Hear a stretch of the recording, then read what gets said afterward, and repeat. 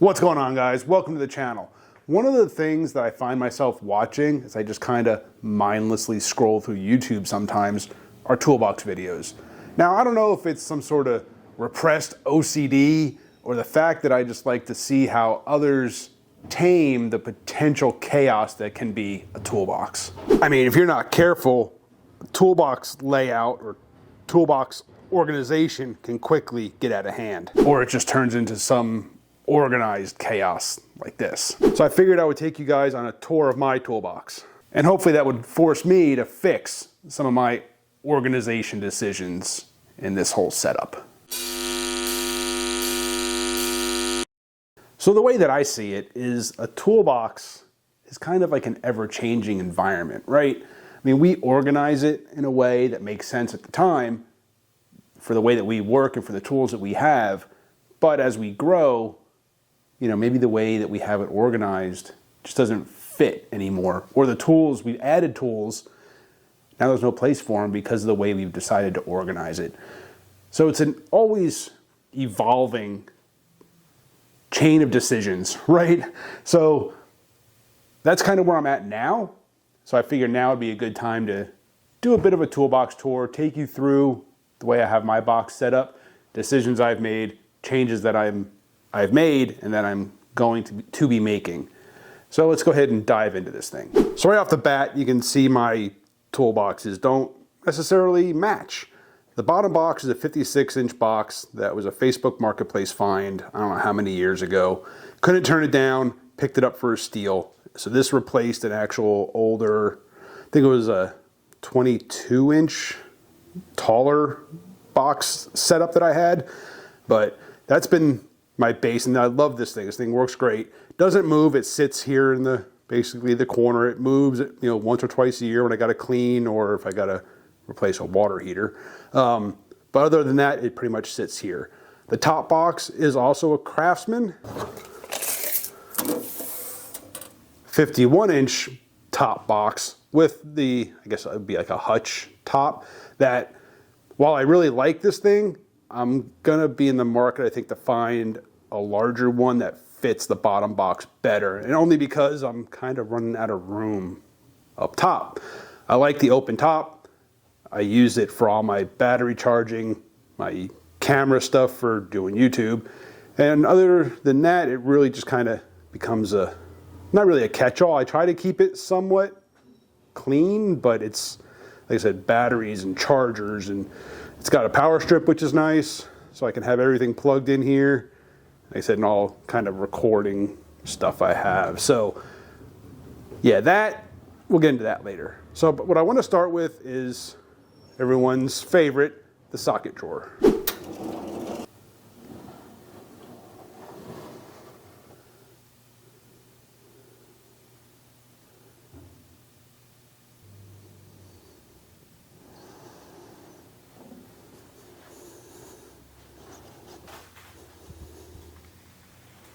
So there is drawer number one, the socket drawer, right?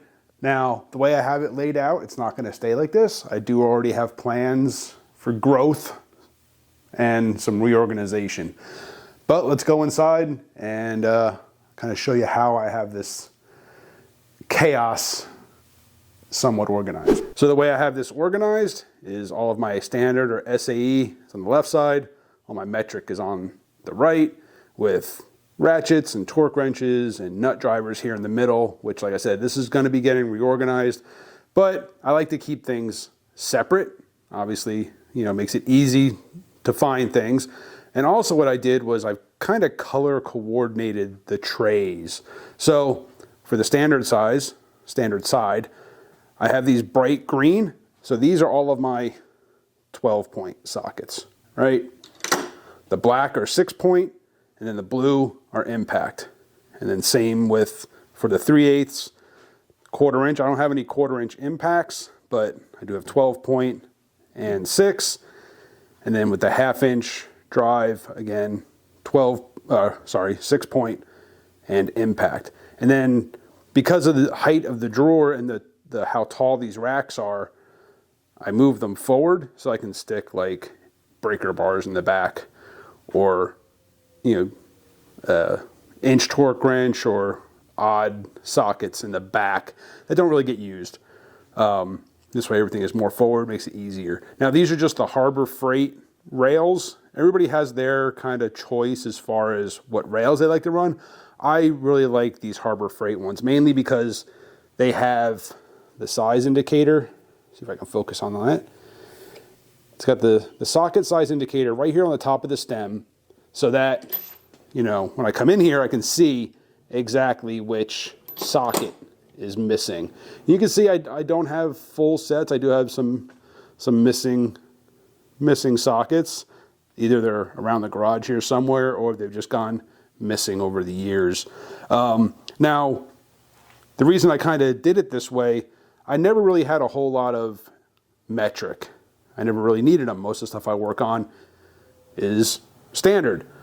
But I've started to kind of work on more things that require metric, so I've had to add to my collection. As you can see, I don't have any 1/2-inch impact yet in metric, but I've got the spot for them ready to go. When I'm ready to pick those up, I will. And I just picked up the 3/8 impact. I'm guilty.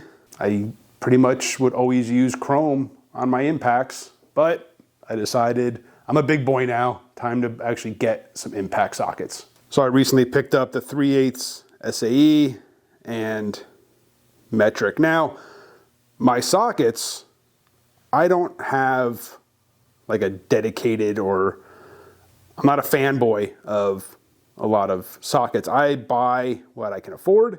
I buy what works. I run them until they don't work anymore, or if I decide to upgrade them. So like these, my Craftsman, I have had these forever. And like I said, and I've used chrome on impact, both 3/8 and 1/2-inch for a long time. Haven't had one fail yet. I've lost them. That's kind of standard. But, you know, when it came to buying impacts, I bought these Quins from Harbor Freight. When it came to 12-point, I ended up buying Cobalts because I live close to a Lowe's and they were a good price. So I bought the Cobalt 12 points. I don't discriminate, guys. I buy what I can afford. I buy what works. And yeah, I run it until it doesn't work anymore. But yeah, so this is kind of, like I said, this is a work in progress. I'm already planning on, the wrenches are going to come out of here. I need to have more room because I want to get some of those, some swivel impacts, possibly. But I need to have more room in here for other sockets. So these are going to be going away. That'll be in a future video, probably the next Toolbox video, because I'm planning on doing some reorganization to the next drawer in the Toolbox. But that's Toolbox drawer number 1, the socket drawer. This is going to be like, I'm going to kind of do this as a whole series, going drawer by drawer, rather than trying to cram it all into one video. So I appreciate you guys for watching. Hit that subscribe, hit the bell, and I'll see you on the next one.